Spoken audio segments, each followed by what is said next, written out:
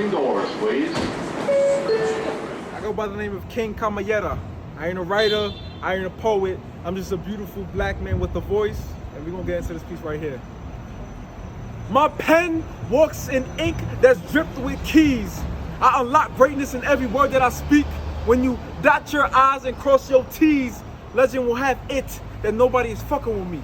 My poetic crescendos reaches every depth of the sea, from jaw-dropping bars and punchlines. I murder everything, from features to open mics. I don't do this for the follows or the likes. I conquered my anxiety and depression with poetry being my medication. I aspire to have millions and millions inspired. So even when my time on earth is done with poetry, I will never be retired. This is Off the Block podcast. I want to say it's episode 2, maybe 3, depending on when I drop it. We got my boy King Kamayera in the building, outside the building. What's up? What's on goody, the block, bro? Got him off the block, Hell on the block, yeah, on the hell brownstone. yeah. But yeah, man. Like I said, man, I really wanted to link up with you for a while now. I don't want to make this shit sound like. I want to be as casual as possible. I don't want to make it seem like we obviously we're on camera or whatever, but I want to make sure you're comfortable. I'm comfortable. Mm-hmm. So how you feeling? How's life? How's everything, bro? I'm feeling good. I started a new job not too long ago. Obviously, I won't tell the location of it or where I work. You know what I'm saying? I'm gonna keep that low key. Facts. But yo, I love the job I work at right now. It's beautiful. This spoken word, career journey is going well as well. I'm discovering more about myself as an artist and as a person. And it's just, you know what I'm saying? I'm also like really feeling good today because I'm able to reconnect with 2 people I feel like in my high school was the coolest, motherfuckers ever. Chill, you know what I'm saying? Chill, it's really, I'm feeling really good today. You know, it's my I'm just feeling. I know we were supposed to do this like a while ago. We were supposed to link up a while ago and everything like that. It's crazy. It's crazy. It's a long time coming, man. But everything happens for a reason. Everything on God's timing, bro. So I mean, I'm glad we got to do this. Like, it just took me so long to actually start doing the podcast. But I remember every time being on Instagram, it's like you always have people that I see that kind of keep my eye on. If they're doing their thing, whatever it is, I'm going to watch them. You know what I mean? Because one day I want to interview them. You're definitely one of those guys. So I'm like, I really want to, you just been doing your thing. If you guys don't know Kamayera, he's just been going crazy with the poetry thing, just doing his thing, doing shows. You're going on a whole fucking tour.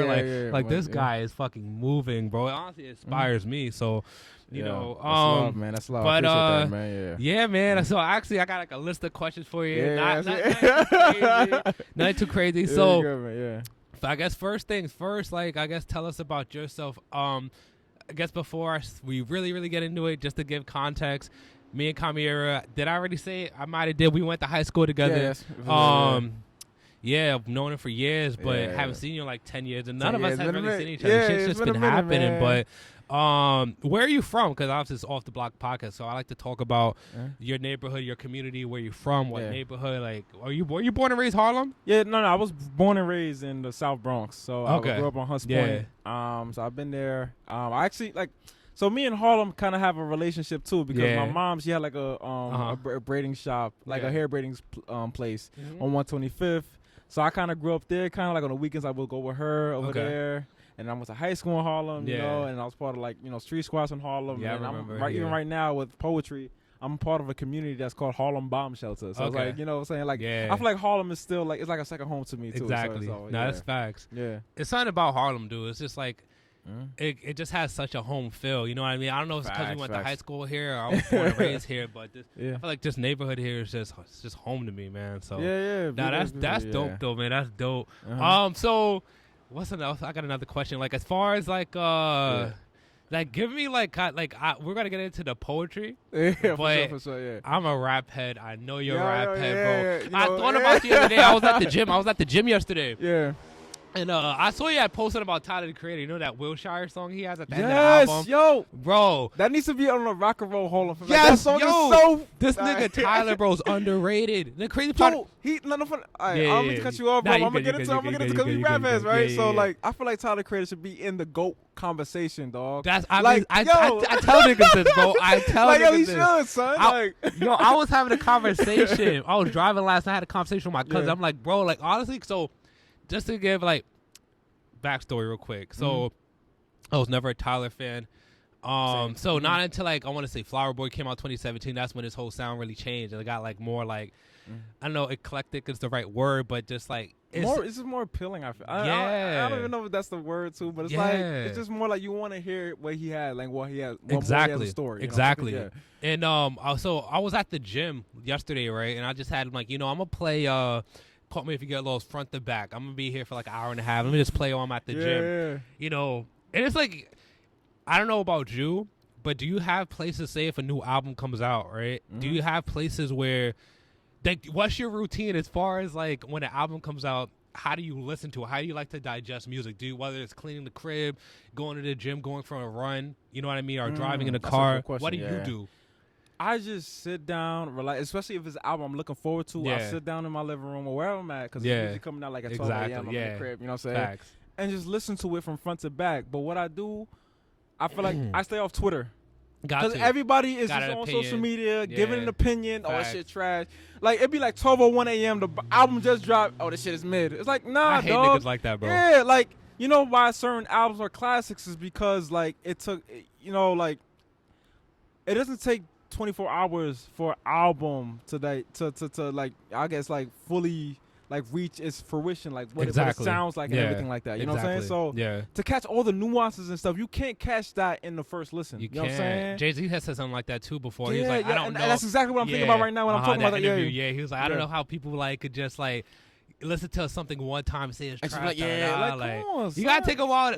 And I'm not gonna lie, like it's certain songs even I'm guilty of where I want to say it might have been like that I could think of was a Nicki Minaj song that came out with a little baby. I remember listening to it. I'm like, this shit is trash. But the more I listen to it, I'm like, yo, this shit is hard. Like, cause you gotta think like it's not like she listened to that. She made that song and then like listened to it one time and then dropped it. She had to listen to it 100 times, 1,000 times. Had other people listen to it. Like hopefully she's not around. Oh fuck! Just dropped my screen. But anyways, hopefully she's not around like some yes men and shit. But and just like after a while, I'm like, yo, this shit hard. Exactly. So I was asking that basically because for me, like, I like to listen to music. Like, I have a specific routine. For one, I don't like. So when an album drops at midnight, I can't listen to it, even if it's my favorite artist. So J. Cole's like my favorite rapper, right? Okay. I cannot listen to him like as soon as the album dropped. I remember. Thank you, Brody. So I remember when Off Season dropped, right? Okay, yeah. And I was working upstate, like Rochester, New York. I'm a travel nurse, so I was working upstate at the time, and I was working like I would do work 6 12-hour shifts in a row and be off for like 10 days, right? 8 days, some shit like that. But anyways, I remember like I didn't listen to that song for like that album for about almost a week because I was just busy, so I didn't want to rush and like listen to it on my way to work or listen to it after work. Like I gotta be in a calm position. So I want to say like it's a 6-hour drive from Rochester to New York City. So on that drive, I really like it was late night. I fully digested it. Loved that album. I feel like the first listen. Okay. And I feel like how you like judge an album, because everybody has opinions of what, or maybe songs, whatever, music in general.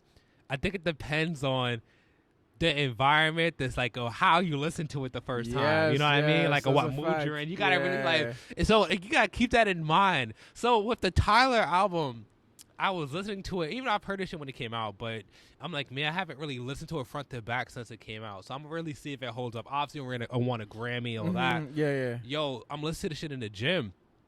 Front to back. I'm like, yo, this shit sounds like a book. Like, bro, that shit is so good. It has, you know what? I feel like the essence of a great album is direction. You know, where it's going from front to back. You know what I'm saying? That's all the classic albums. They all have that. You know so with Tyler Creator, he brings that back. You know what I'm saying? Especially in the...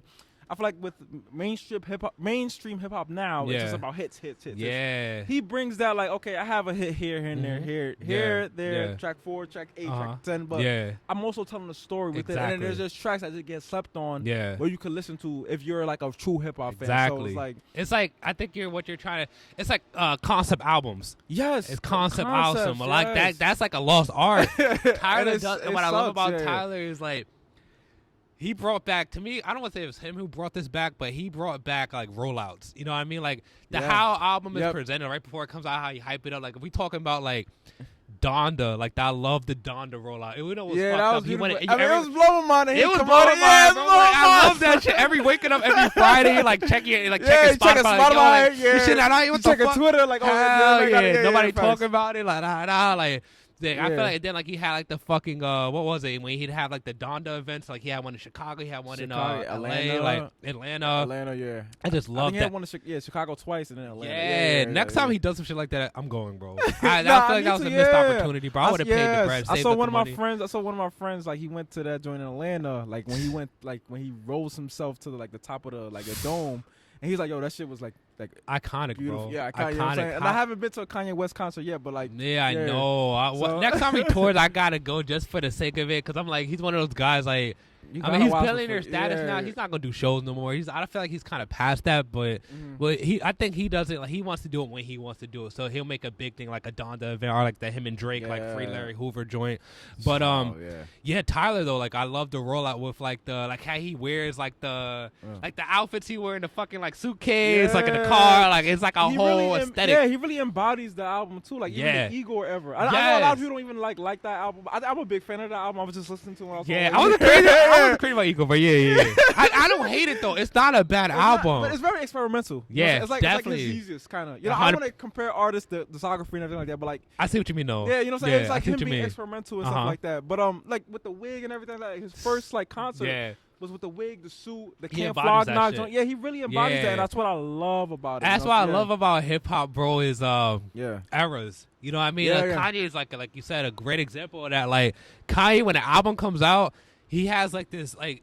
He embodies it. So when we're talking like 808s and heartbreaks, like you think about the Kanye with the mohawk, the mohawk and the glasses and all that. You think about fucking Dr. Fantasy, the red suit and everything. Gold and all that shit. Kanye like on some real hip hop, like feeling himself shit. They got the Yeezus when it starts to get a little weird. What's your favorite era, Kanye? Man, I love that question. You know what I'm saying? What's your favorite I love era? that question. I already know my favorite era, but I would say my era is like the college dropout era. You know what I'm saying? Just because it was so raw. Yeah. So, and he was talking about a lot of stuff. Like College Dropout was my favorite album ever. You know what I'm saying? So College Dropout, Late Registration, Graduation, that whole era is like you know my shit.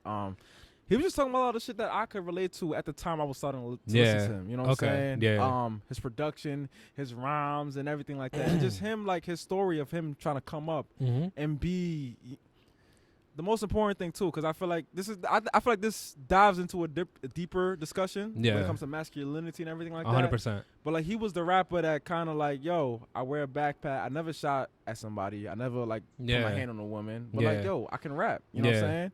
He beat out, what was popular at the time, which was 50 Cent. Yeah. I don't know. I'm trying to think of the gangster rappers like DMX or whatever. You know what I'm saying? Back in that era. Yeah, back in the 2000s. Like that was the definition of what a man was supposed to be, or the masculine. Yeah. You know what I'm saying? 100%. Like, that's all right. There you go. But you know what I'm saying? Like what the masculine blueprint should be. He kind of changed all that. Like saying like, yo, I went to school. I mean, I know he dropped out of college, but like, but he was still like, you know what I'm saying? He was still like the cool. And I was like, yo, that was me in high school. Yeah. And that was me in college. Like that's me right there. And 1,000%. for him to make it cool, to be a rapper, be popping, and still talk about the things that we go through. Like he's the type of dude to talk about. You know, I feel like around that time era, I was talking about how they got all the girls in the club, and how they look good and had all the muscles. He talked about like how he got curved, like you know what I mean. Like, so that's that. I think that's my favorite. That's my favorite era. But I feel like favorite and best are the like the like. Definitely, we want to distinguish the two. I feel like his best era was definitely the My Beautiful Dark Twisted Fantasy era. Like all for him, like that album, the production, and that.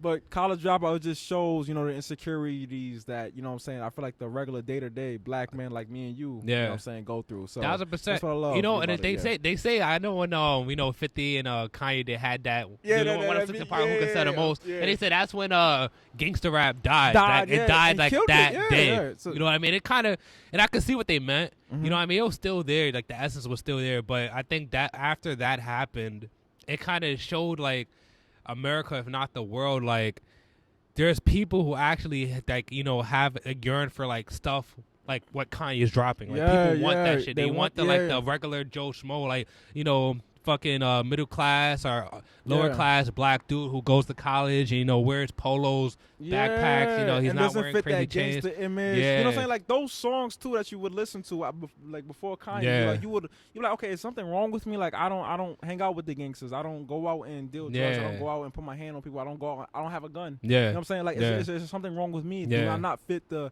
stereotypical black man, you know what I'm saying? Like the blueprint of what a masculine man is supposed to be. So Kanye, you know what I'm saying, he definitely, you know, helped me with that. You know, so that's why I say that's my favorite era. You kind of just like, I think after that, and what I loved about Kanye, it was like you kind of like, how do you felt like you weren't alone. You're like, oh, okay, maybe I'm no after all. Like, okay, another weirdo. Okay, and exactly. And this is like Kanye West at the time. Like, we love Kanye, and it's like this guy like. If he can like be himself like this, that means I can too. You know what I mean? Like experimented things of that nature. So, but and then I'm sorry. Yeah, sorry. And then what I was gonna say too is like the I guess the other artists he has birthed, like the Lupe Fiascos of the world. You know, Cudi, the Kid Cudi's. You know, even you can say J. Cole, Kendrick, Drake. They're all his sons. You know what I'm saying? Like, and then even before that, Andre 3000. You know what I'm saying? De La Soul. You know, there were all the others who kind of tapped into that, but then Kanye made it acceptable. Like, yo, this was like the first mainstream artist to be like, yo, on like a huge scale. Yeah, on a huge scale. You know what I'm saying? International to be like, yo, like you can be a weirdo and still be popping. You know what I'm saying? So yeah, I love that. You know what I'm saying? So, that's dope, man. Yeah, that's what I'm saying. Like, I do appreciate your answer to that question. I will say, but either that being said, though, my favorite era is Dark Twisted Fantasy. That's the best. That's the best era. Kanye. But we can't we gotta get to the poetry shit. I'm sorry, but I can talk about this shit for hours, bro. We get. But the thing is, though, I will say, bro, underrated album. Niggas don't talk about this shit. Is The Life of Pablo. Bro, we on the same wavelength. Nobody talk about that shit. The album going crazy. Bro, no funny shit. I put it like a hot take on Twitter. I was like, yo, like, because I was listening to, this was during the time I was listening to Life of Pablo. A lot. Like on a train, going to work and shit like that. And I was like, yo, the production on this fucking album is better than My Beautiful Dark Twisted. Like, it's dope, bro. The features also amazing. Like, yo, dog. People don't talk about it. They don't talk about it enough. But like, No Parties in LA is a classic fucking song. Bro, why did it just go platinum? I'm like, yo, this song is great. Kendrick did his. Kendrick walked, Kanye walked. Like, that's Baby Ye. I don't worry about him. Nigga was going crazy, bro. That beat is stupid. That beat is Mad Lib did his thing on that. Like, dog, man. People don't talk about that enough. Oh, Mad Lib produced that beat? I think Mad Lib did, I think Mad Lib put that. I think Freddie Gibbs was supposed to be on that song too. I heard the Freddie Gibbs leak. I liked it, but like, nah. I mean, it doesn't feel like I couldn't. I was fine with Kendrick and Ye, but that song that whole album, bro, is just underrated album. But last thing I'll say about that is, but back to the Tyler thing. That fucking album, bro. Like, Call Me If You Get Lost. I know, like, I was about to post something on my Instagram. Like, I know this won a Grammy. I know Tyler's getting his flowers right now, but we have to have a conversation about like where we're putting him in, like on like a rap scale. Like, is it because he's weird, or like is it because like I think that nigga's top 5 right now, bro? Bro, if you don't have him, he should be top 25 rappers of all time. He's top 5 right now. Top 3. Right now, top 5, bro. At least. Like, at least top. You know what I'm saying? Like, he fits all the stats. If we're talking awards, ball, like he's selling. Bro, he really out-raps. Bro, he really out-raps your favorite rapper. Literally, bro. Like, you know what I'm saying? Like, literally. I'm like, we don't talk. Cherry Bomb with Lil Wayne and Kanye. He out-rap both of them. Like, dog. Yeah, like, on the fucking what, the Smuckers joint? Yeah, that nigga was stupid. Smuckers was, that's one of my favorites. So that nigga goes stupid, bro. Dog. Wayne did his thing too. I love Wayne's verse on that shit. But and then like even I feel like Wayne and Wayne and Tyler, bro, they got a lot of chemistry. And I feel like I love whenever they go on songs together, they eat like Hot Wind Blows. Or Cold, what's it? Hot Wind Blows? Cold Wind Blows? I think it's Hot Wind Blows. I think so, yeah. Excuse me, pardon me. Like your Wayne, how Wayne comes into that shit is stupid, bro. Like they just got a few joints together. Every time they just come correct. I feel like I compare the Wayne and Tyler duo to like the Ross and Drake duo. You ever know it's Ross and Drake? It's always a hit. They always got joints, bro. Like every time they like drop, I'm like, damn, like these niggas need to drop a tape. Now you can actually take all their songs and like that's a collab right there. Yeah, you know what I mean? Like they got. It's crazy. I'm gonna sit down and definitely listen to that shit. That's what I'm saying, bro. But all right, back to the poetry shit, man. So I just want to say one thing about Tyler. I feel like why he's so good too, because he's really a musician too. You know what I'm saying? He's a pure pure musician, bro. Like he what did he do? I think with the Igor album. Yeah.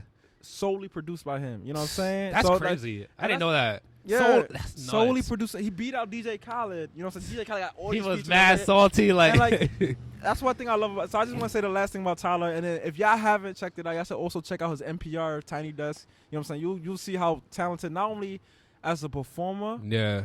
But like, you know what I'm saying, just his artistry and overall. So that's just one thing. You could tell he's like a pure, like, what I love about him is like, especially his newer stuff is like, you could tell he's a real music fan. Like just the samples he picks, like just like the production, bro. Like how polished it is. Yeah, how polished bro. It becomes too. Like with every single album, with every single. And he just keeps getting better, bro. I'm like, nah, like that's what I'm saying, bro. Last thing I'll say is just again, just to reiterate.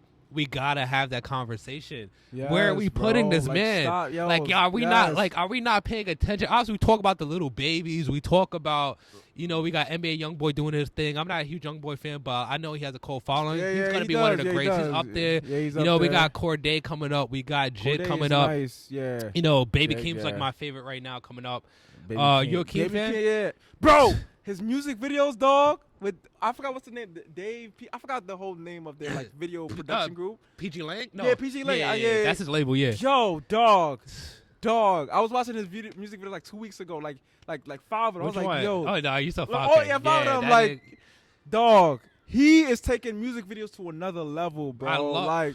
Bro, I fuck with Baby Keem. I was having a conversation with bro and like a lot of people, bro. Yeah. We gotta have that conversation. That's another conversation we need to have. What are we gonna do? Like, what are we like? Because I feel like right now, what's going on? Like, rap is in a very like interesting era right now, in a sense that like. So let's take it back to like the blog era. Yeah. The blog era 20. The blog. If a kid want to get in the video and look at the video, but anyways, let's go. You guys go past. Y'all all right? You good? You good? You fine? You all right? But it's just like music, all that good stuff. Yeah. But if we go back to like the 2010s blog era, right? Where like I want to say we didn't miss out on this, but I don't know if like we knew what was going on. So this is like off like the hills of like the late Kanye era back in 08, 09. Yeah. You had people like the Nickies coming up, the Drakes coming up, the Kendricks, the Weekends. You got the Meeks, like don't want to say the 2010s era. Like these are the guys that like okay they're going to be running rap for the next decade and some change. Like, I feel like right now, music, specifically hip hop and rap, like we're kind of reaching like a tipping point, and we're about to see a new generation emerge. Yeah. And you gotta I'm like, is anybody else excited? Like, I think about this shit every day. I'm like, bro, we gotta start paying attention. Like, these are the guys who are gonna be running shit. Pay attention to these guys, like for the next 10 years. So you got Baby.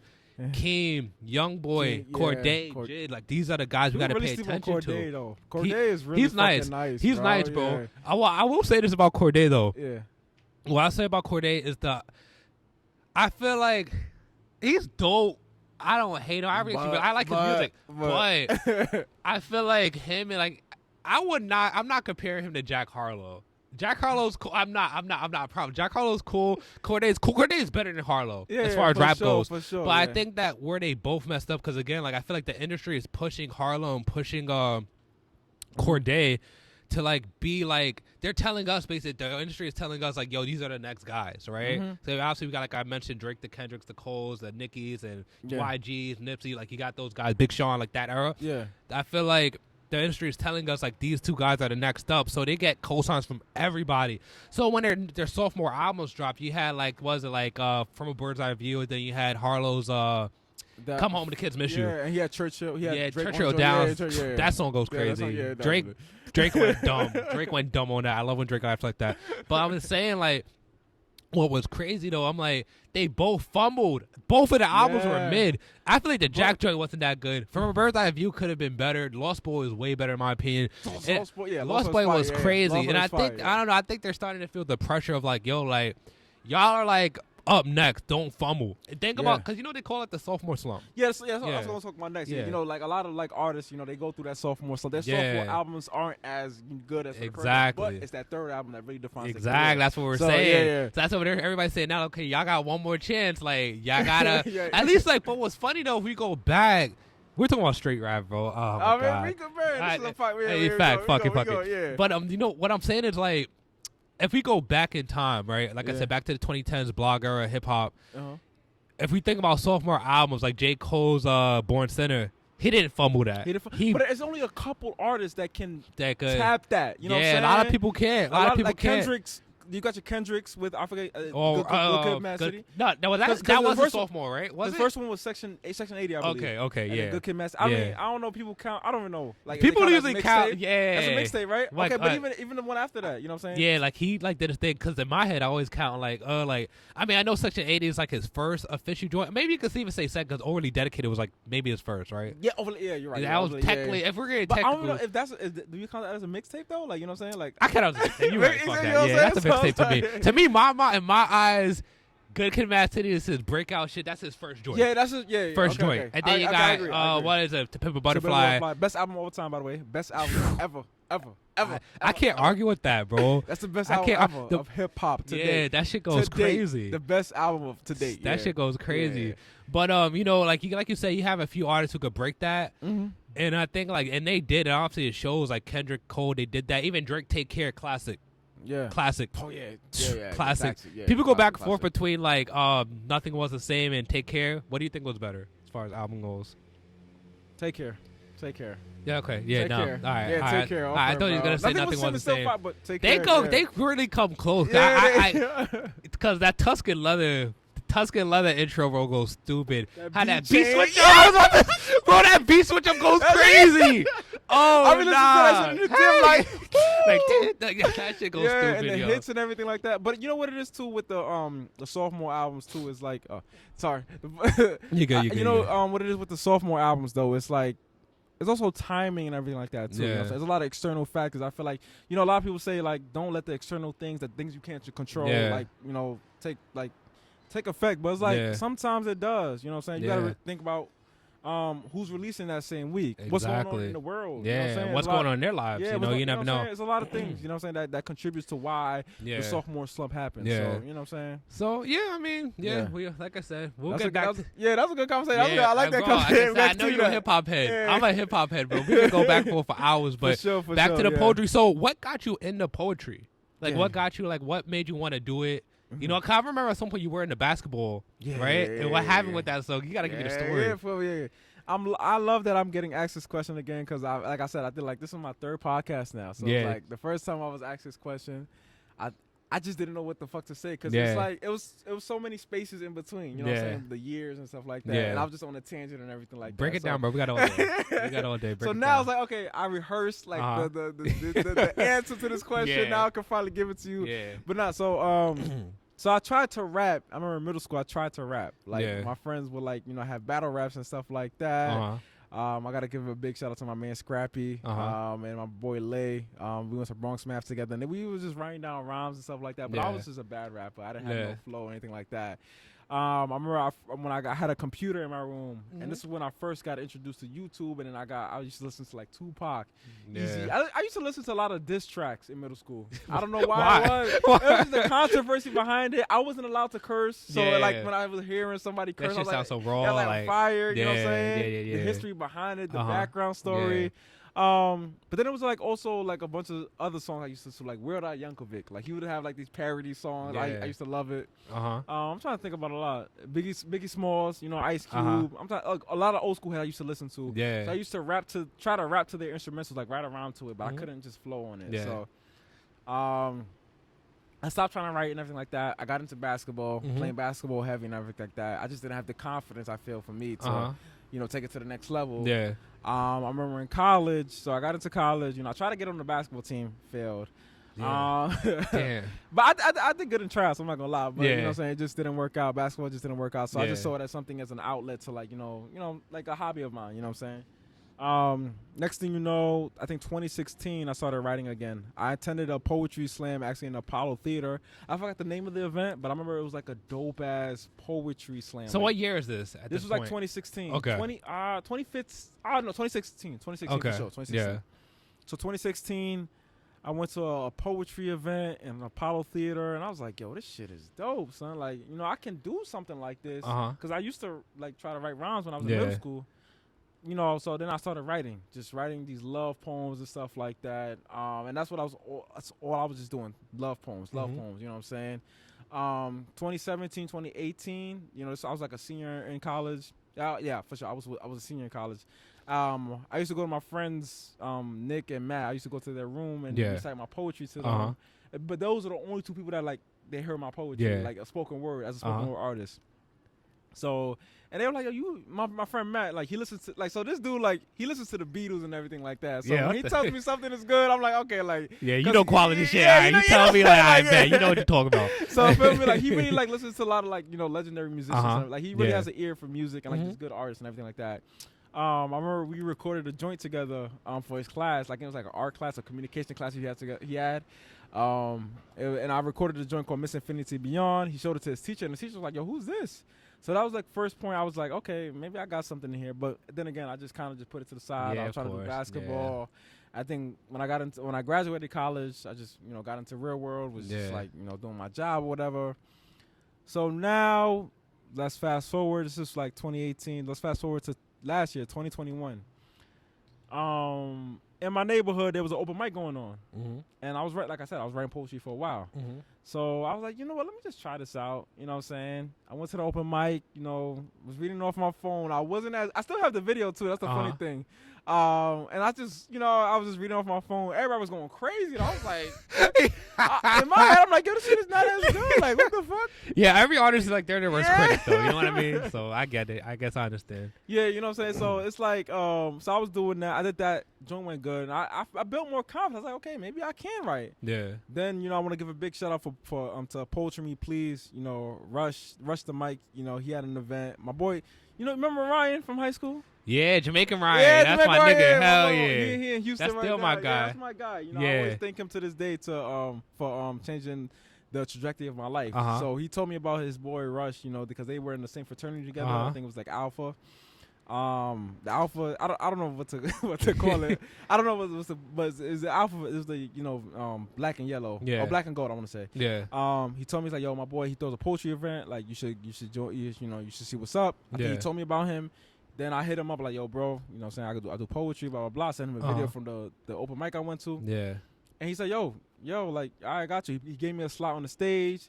That's the first time I did Black of the Berry. That's actually that whole show. It was in July. I still remember the day. I think it was July 23rd or 24th. One of those days.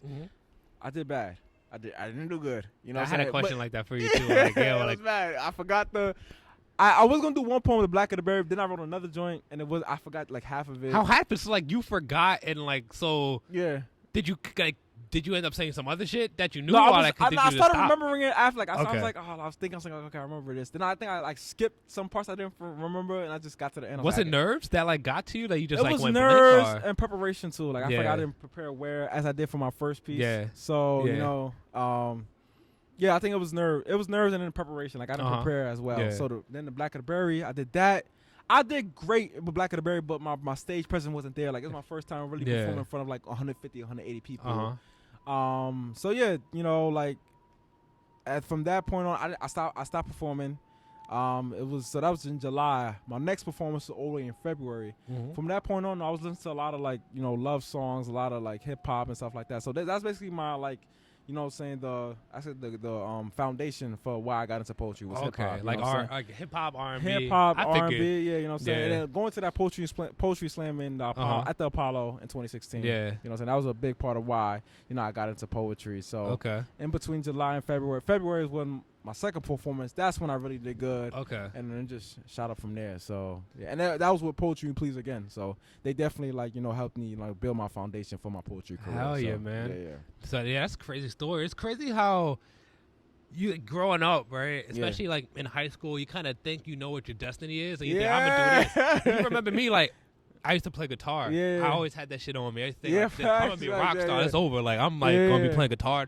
Now here I am. I'm like, life hits you. I'm not saying like you give up on your dreams, but they change. They shift. They change. You know what I mean? I want to say after high school, I didn't know I knew I wanted to do music. And then I went to nursing school and I stopped doing music. I just put that to the side, straight focused on college. Once I graduated, I'm like, okay, what do I want to do now? I finished that. I finished school. I have a good job. Thank God. What do I do now?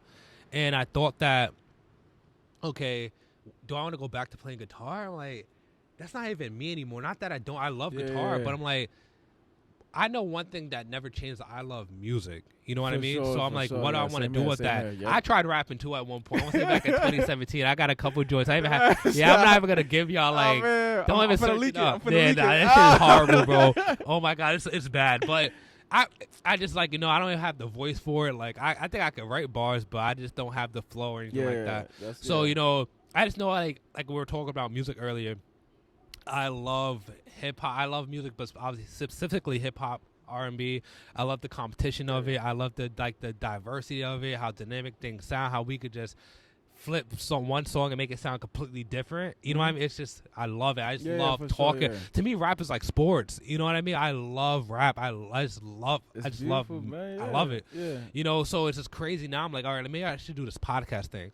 But I just going back to this, what I was saying is I just really like how like your destiny could just shift, but you could still like enjoy it. You know what I mean? You still like you're happy. You look like you're in a good position where you're happy with your choice and your decision, because bro, you're really good at it. Yeah. And I still gotta pop out to a show here soon, man. It's just pull up, man. September 21st, man. My first feature show for Voices of Power. Pull up, man. You can pull up too, man. December 21st. I have to keep that in mind. September 21st. Yeah. Damn. Yeah, because I actually Yeah, it's on a Wednesday, so I it's okay if you can't pull up, but man, I don't have more shows. Because the only thing is, I got stuff going on that day. I work that day, but then like I'm actually moving to DC. Are you moving? So that's why I'm like, man, I have to I'm actually like getting stuff together that night, and then I'm moving that morning, but not completely, like just to like move my stuff into my apartment. Okay, that makes sense. Okay, but so I just want to say something, because you said something really important. I feel like you said something about how your destination shifts, but at the end of the day, I feel like your purpose in life doesn't shift, right? So I feel like when you say with music and everything like that, like at the end of the day, what you wanted to do with that, right? You enjoyed it, but you want to inspire people, you want to influence people, right? Yeah. So you do it in a different, like I guess a different department though. Yeah. You're in nursing school, you're inspiring people to branch out and do other things as well, and helping people with their people's health. You know what I'm saying? 1,000%. You know what I'm saying? So, and crazy. I love how I agree. You're basically like the core of it doesn't change, just like how you do it changes. Exactly. So I feel like that's when I was in high school. NBA, or when I was in middle school, NFL, you know what I'm saying? Everybody thought they was going to go to the NBA, NFL. Especially FJ too. Everybody thought they was going to go to the NBA. Everybody thought they was going to the A, bro. I know college niggas who was doing that shit, but now they rap or do whatever, which I think is dope. I still follow them. I'm like, damn, I'll be thinking, I remember this nigga swore to God he was going to be the A. Like, you couldn't tell this nigga I was one of those niggas. I'll be the A. No, that's funny. But you see, like, with basketball though, like my main purpose was to just influence people, you know what I'm saying? Yeah. So the fact I can do it with poetry now though, it's still a beautiful thing. I'm still, doing what I feel like my purpose is, but just in a different avenue. So that's a lovely thing, you know what I'm saying? Do you have like any artists, do you feel like that influenced your craft? Like, let's say it could be, you don't even have to be rappers, but any artists in general, singers, whatever, who you like look at, like, if they inspire me, you translate it into poetry, because rap is poetry. Yeah, exactly. You know what I mean? But who do you have that like kind of like inspires you? Like, this, like, I'm like this poem was like the way I flowed this poem, I wrote it. It's kind of like this person. I love that you asked that. Yeah. I want to, like I said, like, so hip hop and R&B was the foundation of why I started poetry. The two artists though that really influenced me to, like, most of my pieces was Kanye West and Lauryn Hill. That's a dynamic duo right there. Yeah, so I always say to myself, if College Dropout and Miseducation had sex, it would come out as me. I like that shit, bro. That's hard. Hard. So it's like, those two albums, just the vulnerability of those two albums. Like I said, right? College Dropout, introducing like, you can be like this kid who doesn't like get all the girls and everything like that, but still like talks about the real shit, and it's hard. Yeah, that's where some of my bars and everything like that come from in my poetry. And then with Lauryn Hill, Miseducation, that's where the vulnerability comes from. Okay, you know what I'm saying, talking about love and all those things, and just Lauryn Hill just hard overall. You know what I'm saying? She's just hard. I remember the first time listening to Miseducation of Lauryn Hill, I was like, dog, what? I want to run this shit back like 10 times. You know what's crazy though, bro? I was listening to Joe Budden podcast, and it was a hot take that they had, and they were like, "Yo, like, why are we putting Lauryn Hill as like one of like pretty much top?" They MC, people put like one of the top MCs of all time when she only has one album. I was like, damn, like I can see that. Yeah, but that album is so it's hard, classic, bro. bro. Like, It's hard. It's a classic. It's like, and it's like, I don't know, man. It's like maybe we're talking about rap again, right? Mm-hmm. And like how I know, let's say academics, right? I like listening to his conversations because he has a lot of good hot takes, and I love like his opinion when it comes to like hip hop, right? He's a real hip hop head, and he always brings up like Drake and Kendrick, right? How like basically a lot of people compare the two, but everybody always says like most people will say, oh, like Kendrick's a better artist, and Drake's like, and you're like, yo, like nah, Drake is. I mean, even though people's like, yeah, Drake, he didn't write it, he had the whole fiasco with like, all that shit, but he's like, yo, this nigga stayed at #1 for like 10 years straight. Fucking Kendrick left for 5 years and came back. Like you good, bro. You good, bro. No worries. And you good, bro. No worries, you good. But it's just crazy. I'm like, yo, like, why is it like so hard to say that Drake isn't as good as him, or if not better? Because Drake actually like he stayed in like the public eye and dropped bangers for years, bro. Features for years. He has sons now. All this shit. I'm like, yo, how come we don't like put like? Why is it that like we don't give him his flowers? You know what I mean? Even though he's a GOAT, we know that he's the biggest star in the world, right? Yeah. But we're just saying, like, I feel like when it comes to rap fans, like, we don't give him, and I feel like he feels that. You can tell the way he raps, like, especially when you have those songs like Limit, talking his shit. Like Limit Pepper Freestyle, Churchill Down, like those kind of songs. He's just rapping, right? Yeah. You can tell he has that chip on his shoulder, like, yo, like, how come? Even Diplomatic Community, like, he's like, yo, like, how come, like, y'all don't give me my same, like, you know what I mean? And going back to like, the Lauryn Hill thing, but I can see why people feel that way, because the Kendrick Lamar, the albums that he dropped, if we're talking like just like the Good Kid, Mad City, To Pimp Butterfly, and Damn, those albums are like, even his latest one too. It was crazy, bro. Mr. Morale goes crazy, but I'm just saying, like, the albums that he drop are straight like high quality shit. So with Lauryn Hill, I can understand like people call her a GOAT. You know what I mean? Because like, bro, like that quality of that album and what it inspired a lot of people. The variety, bro.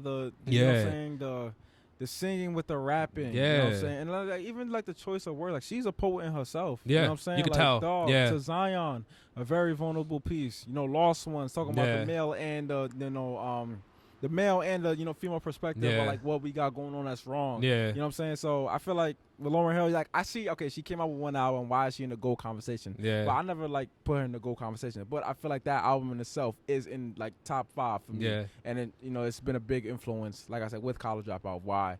Oh, it influenced a lot of my pieces, you know what I'm saying? The vulnerability with those two projects, you know what I'm saying, inspired me like heavily. So yeah. That kind of leads me to my next question too, is like, so when you do your poetry, well, I have a couple. One, I guess what I want to say is like, so what's your favorite like subjects, as far as like, you already I guess explained it, but can you go deeper, like when you're about to write? So my first question is, let's say it's a 2-in-1 question. I'm wording it so dumb.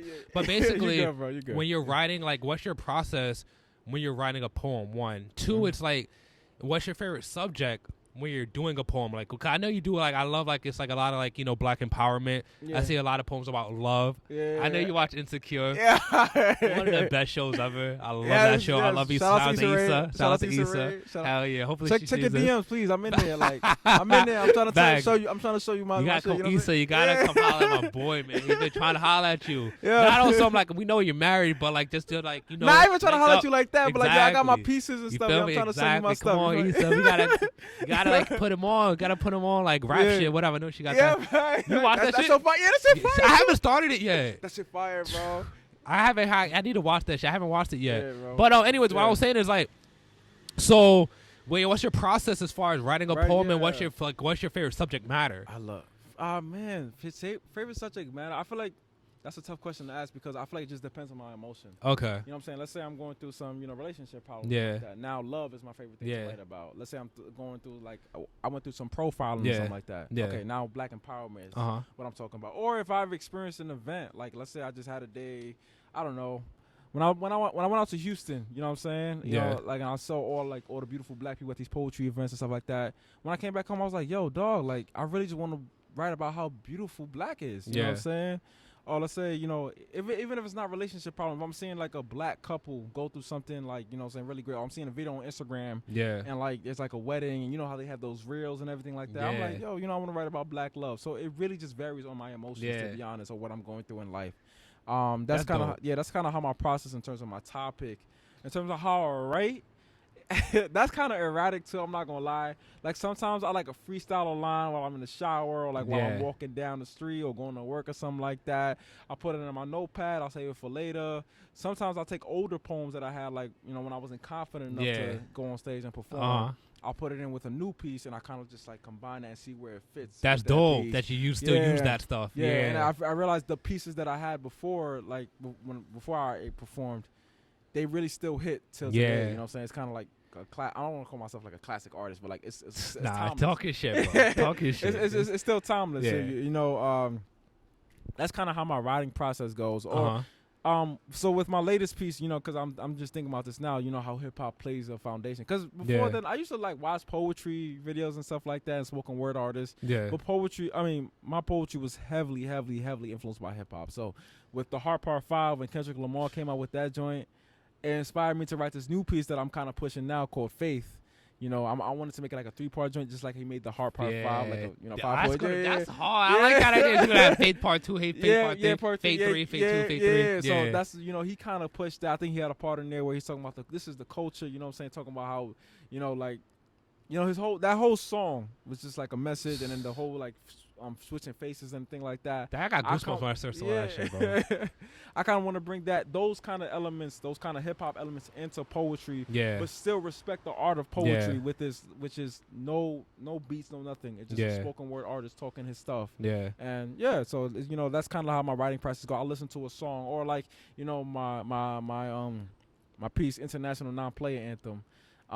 Throughout that whole time, I like that title. It's tough. I appreciate it. That appreciate it, bro. Tough. Shout out to UGK. Shout out to UGK. I always say that before I perform it. And Australia 3000. Shout out to them. Facts. 3 stacks. I'll listen to like I said, certain albums. So it's not just hip hop. Sometimes I remember during that point in time, I was listening to Adele heavy. Adele heavy. Adele, and then watching Insecure. Rewatching Insecure. Like that's the only show I probably rewatched like 3-4 times. Both of those. That's a combo.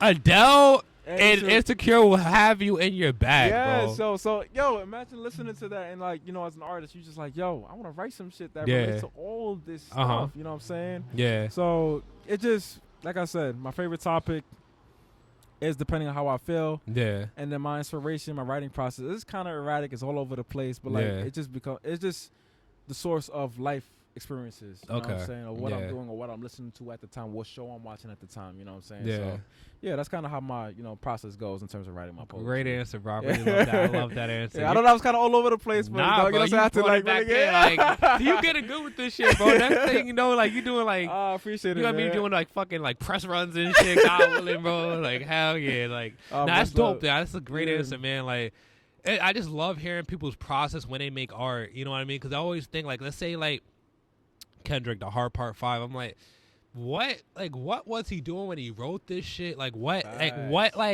state was he in when he wrote this shit? Because that song is just so powerful to the point. It's not a lot of songs. It's not like, I won't say it's not a lot of music, because sure, you have tons of music that might give you goosebumps, but maybe not a lot. But you remember the ones that do. Right? And I feel like that song that's a good point. Gave me, especially when the Nipsey part, bro, I felt like Nipsey was speaking through him, bro. That shit, like, I was like, ooh, I almost like shed a tear. I'm like, damn, bro. Like, it's like Nipsey was talking through Kendrick. I'm like, this is crazy. And bro, like, you know what I mean? You see the simplicity in that music video for him to still hit certain chords in a person. Like, dog, I feel like only a couple artists can hit that. You know what I'm saying? That can tap into that. Exactly. Kendrick is one of those. You know what I'm saying? It's just him. But like the face change, like he's doing the same movements. I know, man. And then the words when he switches the faces, like with the joint when he switched to Will Smith, he's like, "Well, hurt people hurt more people," something like that. That's the culture. Or like the Kanye, when he switched to Kanye, he's like, "Yo, my friend's bipolar." Like that's art right there. Hell dog. Yeah, he was. You know what I'm saying? He struck a lot of nerves. Man. Like, I still listen to that shit. That's one of my most played songs this year. It's definitely gonna be on my 2022. You know, with Spotify. I don't know. You have Spotify? Of course. Yeah. Okay, like everybody does the rundown. Like, I know that's gonna be number one. So that goes to you're killing this, because that goes to another question I was about to ask. A little bit back to music. Yeah. So what's your top 5 like it gets 2-in-1 question again. Yeah. You can answer this however way you want. Okay, for Your sure. top 5, like, I don't want to say artists right now, but like your top 5, like what songs like live in your head rent free right now? Top 5 you can think of off your head. Like if you go to your Spotify, you know he got like the on repeat section. You like, oh man, you give me pull out your phone and show me like the song that you're playing a lot right now. Okay, cool. So it's actually funny. So I'm listening to a lot of mainstream artists, but I'm also listening to a lot of local artists. So I go to a lot of these open mics and perform poetry. Yeah. One song that's been on like repeat. I want to give a shout out to my boy AQ the God and Janique. They have a song called I Like It. I've been having that on repeat a lot. It's a really beautiful song. Y'all should definitely check it out. It's on Spotify. I think it's on all streaming platforms. All right, I'm gonna have to listen to them both. It's a dope song. Beautiful chorus, good bars. So that song right there. Through the Wire. Like, no funny shit. It's so funny because I listen to a lot of like 2000s music, and so when I go out to like, I remember this past summer I went to Bar Crawl in Harlem. And they was playing like this drill song, and I was like, "What the fuck is this?" And then my friend, he actually went to FDA too. Jalen, like you remember Jalen? He went to FDA too. I don't. Maybe by face. Okay, yeah. Was he in your grade? No, he was all a grade lower than me. Yeah. I don't know. So he went to. He was like, "Yo, you don't know no music that come out." And it's like, bro, that dope. You just stay in your bag. Like you might be living in a different era. Like I just listen to 2000s and like, or the new music I do listen to now is like kind of, I still listen to hip hop. Don't get me wrong. But I listen to a lot of R&B, you know what I'm saying? So that goes into number 3, which is Brent Faiyaz. I listen to a lot of, I'm not toxic, though. Brent Faiyaz, he's toxic, bro. He a little toxic. Like, he basically, like, Brent Faiyaz to me now. Yeah. I'm not comparing him to The Weeknd. But how The Weeknd was for us back then, when The Weeknd was toxic. A good person. But he was like, the way he said it sounded like mad, like loving, and you know what I mean? Because he just had that passion about. But he was saying some like toxic ass shit. And it was, like, Brent Faiyaz is in that bag. With vocals, literally, literally. Future with vocals. I said the R&B future. That's him, Brent Faiyaz. Shout out to my guy Brent. So Brent Faiyaz, I don't even have a song. I just like his Saunders son. And the new joint he came out with, I forgot the name of it, but that joint is fire too. The new album? What's that shit called? I forgot the name of it. Wasteland, I think. Was it Wasteland? Something like that? I think so. Forgot. But he has a song on there with called Gravity. He has a song on there called Role Model. I fuck with the joint. It's heavy. The Wasting Time joint with Drake goes crazy. Yeah, Wasting Time joint. Yeah, I love that shit. Go crazy. Yeah. So that's 3. Tyler the Creator, of course. I've been heavy into him. And then 5, Mr. I feel like it's not a song, but like Mr. Morale. Yeah, that whole album. Yes. You know what I'm saying? And this is funny. I have a funny relationship with Kendrick Lamar. So like, when I really got into hip hop, I never really paid attention to him. Like I knew his shit. You know what I'm saying? The hits and everything like that. But I was like, he's cool, but I don't think he's my cup of tea. Yeah. I feel like when I started doing poetry. That's crazy. Yeah. When I started doing poetry, like really getting big into heavy into poetry, I started listening to him more, and I was like, "Yo, this motherfucker is a poet, man!" Like, and his pure. art, and I've been watching, like, not only his songs but his live performances. Yeah, he really dedicates a lot of time, and to me, I think he's like the best. I know this might be a hot take. Yeah, it's a hot take, but I think he's really the best. Kanye West is my favorite artist ever, but he's the best artist. Like I said, favorite and best are 2 different things. Yeah. He's the best artist of all time, hip hop artist of all time, dog. Honestly, bro, I can't. He writes his own shit. He has that. He checks all the stats. He checks all the stats. He checks off everything on the list for a goal. I don't know how many Grammys he has or anything like that. He has a good amount. I forgot how many. Okay, but is it 4? I think he might have actually a lot. But that doesn't even matter. Like, it don't matter because I don't want no white publications. Facts. How are you going a white publication tell me how good hip hop is? Like, that's a fact. You know what I'm saying? And they get it wrong a lot. Not saying they got it wrong with Kendrick because he is good. He is amazing, but dog, he's an amazing artist. A broken clock is right twice a day with what they say. So, right, exactly. I mean? so that's number 5 for me. Like I said, Hard Part 5. You know what I'm saying? That joint been on my rotation like daily. Something. The lyricism, the concepts, the wordplay, the double entendre, everything. He has everything. So big shout out to Kendrick Lamar.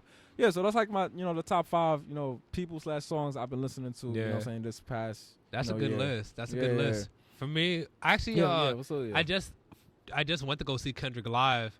Where at? Barclays. Barclays Center? It was like last month I went.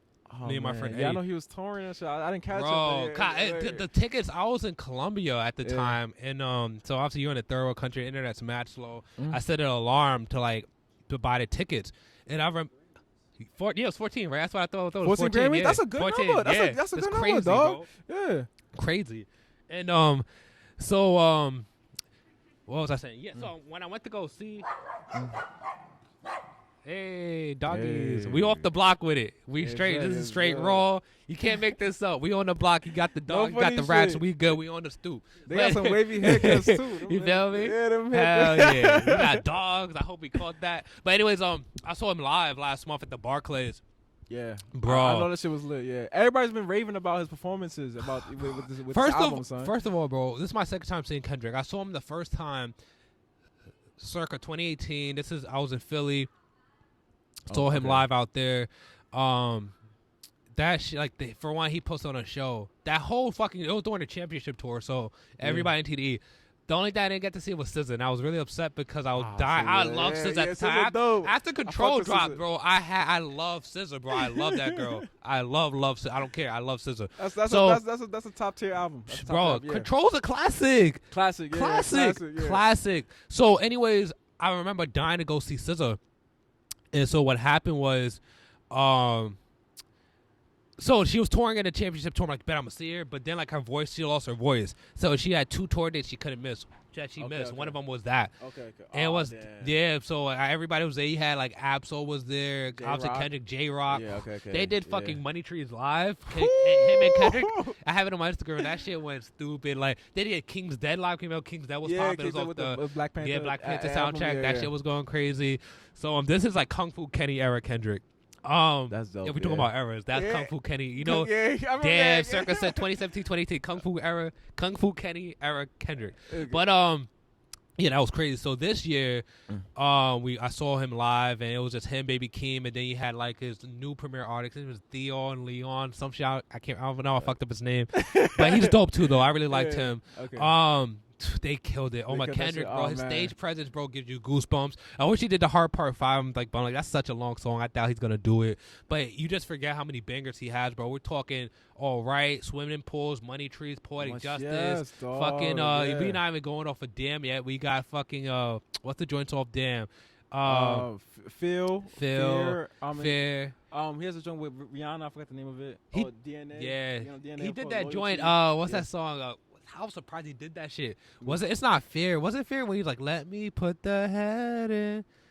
Shit, more than that. You know, I respect the cat. I promise just a touch. It's on the Damn album? It's on Damn. Oh, shit. That shit goes, was it fucking fair? It might be. No, it's not fair. I don't know. It can't be fair. But I was surprised he did that shit. I'm like, God damn. And then when he did Family Ties. Now, if we're talking top songs, bro. If we're talking top songs. That instrumental, that music, and like when you talk about Baby Keem, that music video go hard too, dog. How that beat come, my nigga, how that beat come. That shit goes crazy. Top 5 tonight. That shit goes, I have footage, bro, on my phone. Like, I gotta see when the fucking, live, I might put it, if I can edit it, I'll, like, while we're talking about this, I'll maybe put it in, like, the video so you can see it. Like, bro. When the fucking, you just see the crowd. I wish I had floor seats because, like, when everybody's by the stage, so when you heard, like, everybody was just it looked like it was like a tidal wave, bro. Like, the whole stadium shook, and they had fucking, like, Keem, like, jumping out, hitting that fire. I'm like, oh, this shit is going crazy. That shit is fire.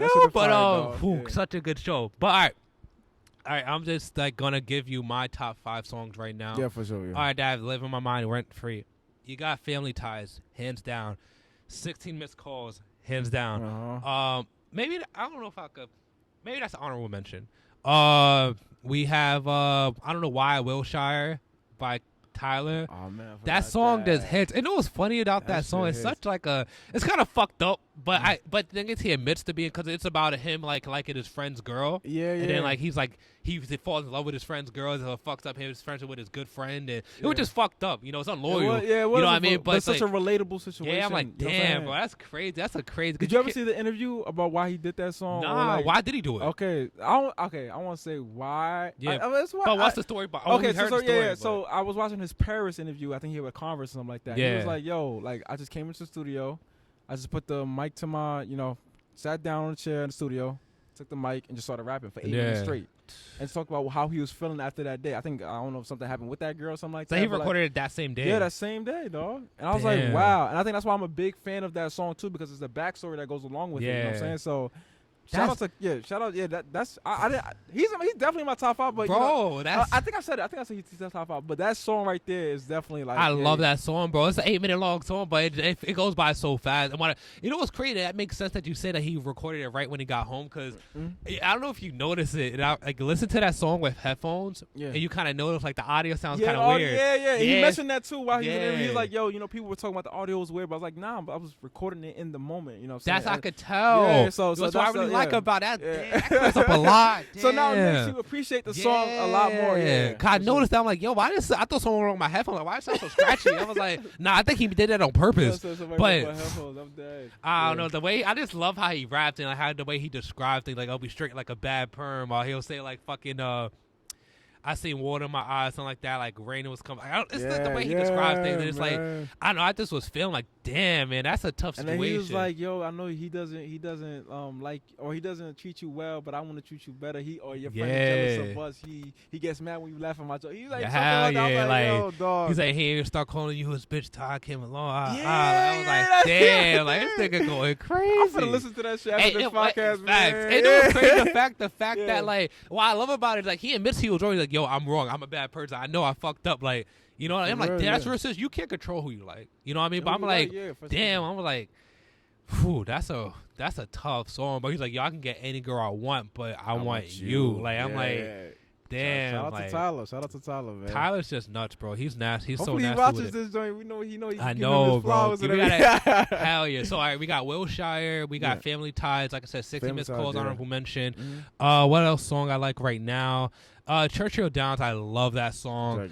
Still has made it. Just Drake's verse. I mean, Jack did his thing, but Drake went crazy. He didn't have to do that Drake, but yeah, I'm trying to think of what's another song that I really like right now. I want to say maybe that's. I can't think of anything right now. I'd have to pull up my phone, but I'll do recording, so I can't take it out. But all right, let me it's getting dark. Let me ask you some more questions. Okay. All right, so we're gonna go now. We're just gonna go about block shit. You know, it's Off the Block podcast. I gotta ask you about neighborhood community. So let's talk about Aki's, bodegas. You go to the corner store. What's the first thing you get? Well, what's your go-to? Like, what's your favorite to get? Oh man, that's yo, I like that question a lot, dog. It's off the block. I'm gonna sound like a typical New York nigga, but turkey, bacon, egg, and cheese on a roll. You get what's that? So you get mayonnaise, butter, ketchup. What you get on that shit? What I get on that shit? Yeah, mayonnaise and ketchup. I mean, I haven't ordered it in a minute because I'm trying to be on my healthy shit. Yeah. But like that was my go-to. Yeah. And chopped cheese, of course, too, dog. Classic. Late night type shit. Yeah, we coming. Yeah. Ain't it like a chopped cheese on a late night, bro? Yeah, chopped cheese is so. Yeah, so that's my go-to, man. Chopped cheese and turkey, bacon, egg, and cheese. It's a tie. Hell yeah. That's my thing. My go-to is honey turkey, Swiss cheese, everything on it. I make sure to emphasize oil, vinegar. Honey turkey goes stupid, bro. Go crazy. If I never know what to order, I'll get a honey turkey. You know what I mean? So honey turkey, Swiss cheese, everything on it. I might get that shit tonight, bro. You can't go wrong with that shit. Well, if I never know what to get, I get that. But I've been into salads a lot too lately because I've been having like mad heartburn. I feel that. It's been bad. I don't know why. Is that coming with age? I don't know. Maybe I just need to get back in shape. I think you know what it is. Yeah, like I said, like I stopped ordering like the chopped cheeses and stuff like that because I know like that shit fucks you up. Hell yeah, I'm like getting too old for this shit, bro. Like that heartburn be killing a nigga. Heartburn and the GERD. Hell yeah, bro. Yeah, it's a lot. GERD, bro. Yeah, I like how you know about GERD. Hell yeah. A lot of people don't know. A lot of you, that's like I'm talking to a nurse. But so that's my go-to usually. That or with I use like a tall bottle of water, usually either Polar Spring or I love Essentia. That's my favorite kind of water, especially because like it has high pH, so it kind of helps with like the stomach acid and all that. Cool. But yeah, we could go back to the poetry real quick. I know it's like I wish I asked this beforehand, but I know we were talking about like how you prepare for a poetry, like for like writing a poem. Yeah. So you got then versus now, as far as like how do you feel now as far as like the confidence wise being on stage? What do you do to prepare to be on stage? And like do you still get nervous on stage? How's that work? I love that question. So now I don't get nervous on stage, but like before, like when I know I'm on deck, when I'm about to go up next, the nerves like kind of hit me. My heart start beating fast and everything like that. But I think it's a good thing because it shows that I still care about this poetry joint. If I don't get nervous, it's like okay, I don't give a fuck anymore. But you know what I'm saying? When I get on stage, I think what brings my confidence to 1,000, right, is the preparation. I'm in the mirror like 2 hours out of the day, like saying this piece. I'm calling people on the phone like, yo, what you think about this piece? You know, I'm doing a lot of crazy shit. I'm recording myself. I'm like, instead of listening to music, I'm listening to my poems so I can memorize it, so it sits in my subconscious. You know, it's a lot of things I'm doing. So the preparation that comes behind it, I'm like, okay, I know when I come on stage, like I did the work. So now I think when getting on stage and everything like that, I think what gives me also, like, another factor that plays into my confidence going to 100 is knowing that my words have an impact on people. You know, so with the poetry joint, it's two different worlds. It's the performance world, and it's the slam poetry world, where you get judged for your, you know, poetry and everything like that, and then you have a winner out the slam. You know, for me, what means more to me than a 10, because that's the highest score you can get in a, you know, I don't know if you ever been to like a poetry slam. Nah, but I have. I need to. Is it really like that? How, like, I see, I don't know why. I'm not to cut you off. Yeah, but you go. I'm gonna come to one of your shows. I promise I will. Because I always kind of wondered what it was like. I always see it on TV. I remember, you ever watch Proud Family? Yeah, I used to watch Proud Family. You ever watch that episode where Penny was doing poetry and shit? And I remember everybody was like, snap. Did they do that shit? Or niggas just clap? No funny shit is basically, it's clapping and shit. It's like, yo, clap it, run it back, the crowd get ratchet. I mean, it depends what environment you're in, but most of the time where I perform, it's kind of like, yo, run that shit back, clapping it up. It's really lit. Do you feel like a I'm sorry to cut you off again. You good, man. Keep going, man. Do you feel like it's cool because I know you say you wanted to be a rapper at some point. Honestly, you kind of like you're achieving that now in a weird way. You feel like, yo, like I'm that nigga. You're building a catalog now. You're doing shows, like you're doing interviews, like for sure. Now you're kind of doing rap shit now. That's kind of dope when you think about it. And you have your own identity, bro. Like we were just talking about earlier with the Dark Mochas. Like I feel like when I think Dark Mocha, I think Kamayera. Like that's Kami, the Dark Mochas, man, much the love, dreads. Like, you know what I mean? That's you. You know what I mean? So it's just kind of cool how you know. So do you feel like that now? Like you feel like, okay, I'm achieving that now in some kind of way. Yeah, I'm achieving. Yes, for sure. You know, now that I do think about it, because it's coming to me now while you're saying all these things. Yeah, I'm achieving in it, but it's with my niche, like the way I want to go about it. You know what I'm saying? Instead of like, you know, because I feel like rap is a different entity. It's like, okay, you have to make sure you have your chorus. You have to make sure, you know, saying like certain lines sit, and like it's like I feel like with music or rap, you know, saying it's more about the beat, not more about, but it's like the beats play just as much as your lyrics. With poetry, it's like my lyrics, and I feel like that's what I was always heavy on when I was writing my own rhymes and stuff like that. So yeah, I do feel like I'm doing it in a way, you know what I'm saying? But most importantly, like what matters to me the most is like I'm influencing people, inspiring people, and people when they hear my pieces, you know, they feel that shit. You know what I'm saying? Honestly, bro. So that means a lot to me. The way you rap is with such raw, not rap. Should I correct it? You good. I mean, I don't care. Same shit. The way you flow, it is. Bro, the way you flow. And I could feel the rawness and emotion, and I'm like, that, man. I just feel, man, like this guy, like you could tell, he's really feeling this. He lived this shit, you know, and I just appreciate that. You don't see a lot of it, and that's why I love seeing people on the come up, whether it's poetry, rap, it doesn't even gotta be music. I just love the beginning stages, like to come up with the smaller venues. You really feel the authenticity of it. Yeah, for sure. I have to come to one of your shows just because. Hopefully, you do a show in DC. Cause I would love, like, cause I'm moving to DC. I would love to see one of your shows.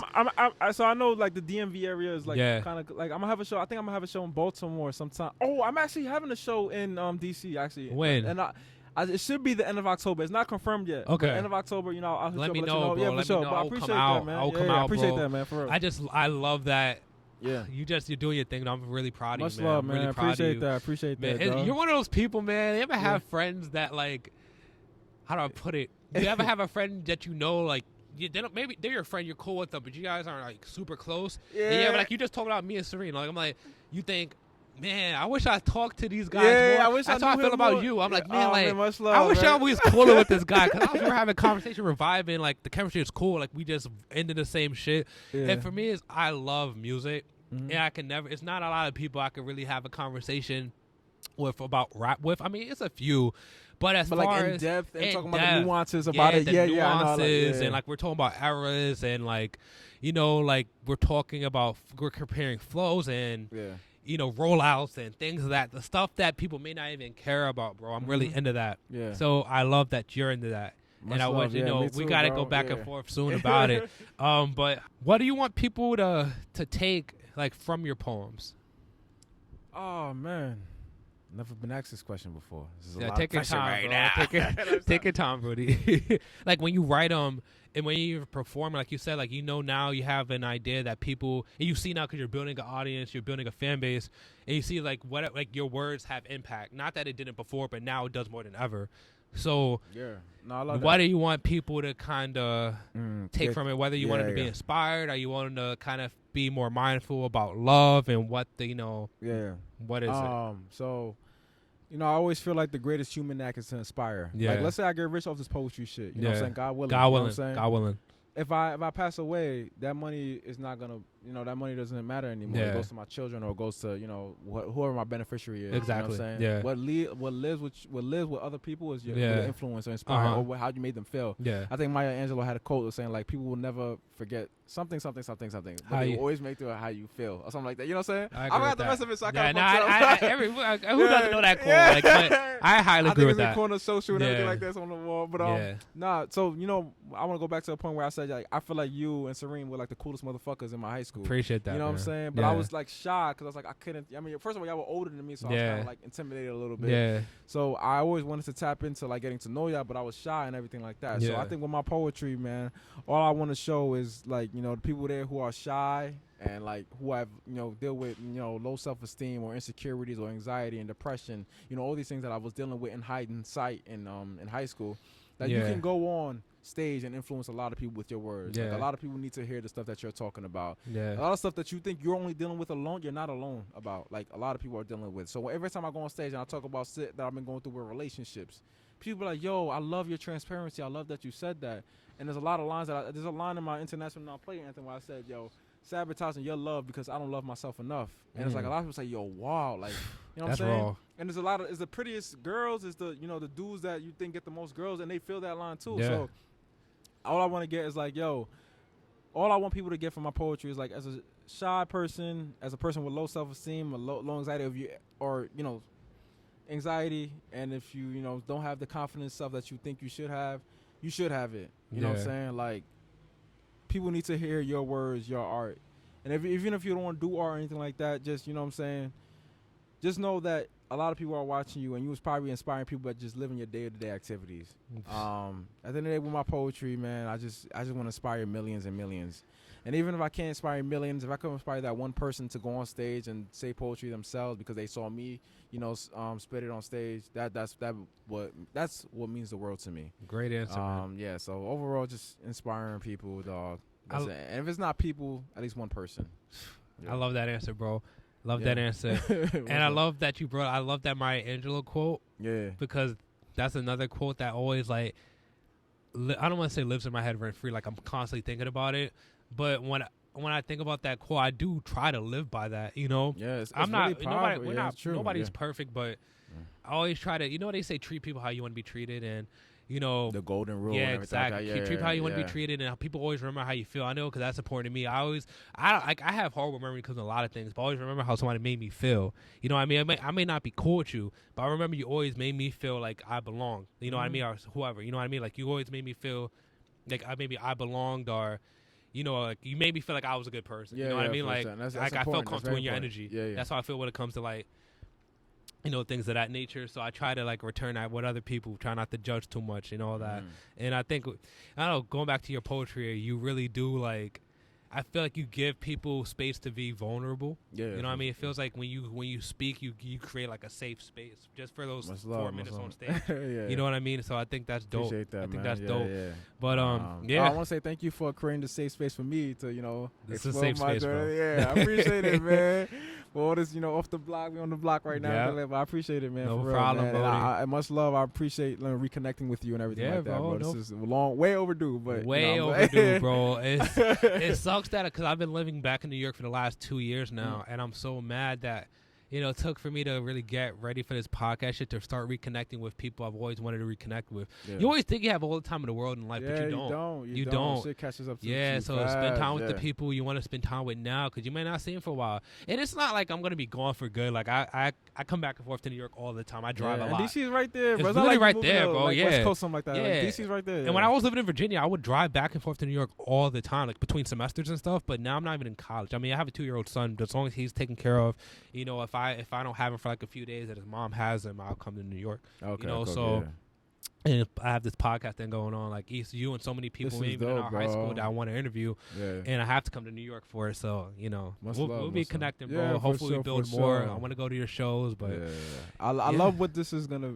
I'm gonna foresee. I'm gonna be a prophesize like it's gonna be a big podcast. Like once you put it on and announced it on Instagram, I was like, yo, dog, the name in itself, it's a brand. Like, God willing, bro. Yeah, it's gonna be big, man. I'm blessed to be one of the first people to come on this podcast. No problem. I had to build with you. I just knew. I'm like when I saw you doing that poetry, I'm like, I need to like interview Kamayera, bro. Like I need to.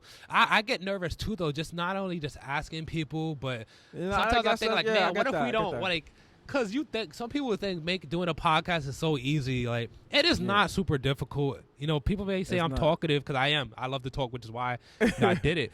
But it's just sometimes you think, man, like I haven't spoken to this person in 10 years. What do we talk about? You made it so easy. You know what I mean? You just have that energy. It's like so easy. I could talk about this for hours, but I don't know how people feel about 2-hour episodes and shit. So we just got to wrap up. We're going to give it a part 1 and part 2. Hell yeah. Part 2 coming next week. Part two coming soon. Yeah. But, all right, Brody. Yeah, much my love, guy. bro. Hell yeah. Keep doing your thing. Yeah, for sure. Appreciate it, man. Thank yeah, so much, Off the man. Block podcast. This is King Kamayera. I'm going to try to put his Instagram down, but yeah, what's your Instagram? Oh, yeah, my Instagram, king.kamayera. That's king.kamayera. Once again, I go by king.kamayera. That's king.kamayera. I also have a show September 21st, my first, I won't say my first, but like it's a featured performance on one of the biggest poetry platforms in the country. It's happening in the Bronx. I promise you it will be the best $10 you ever spent in your life. I'm put on the show. Come through. Talking shit. Much love, man. Appreciate it. Hell yeah. All right, my man, and that's a wrap.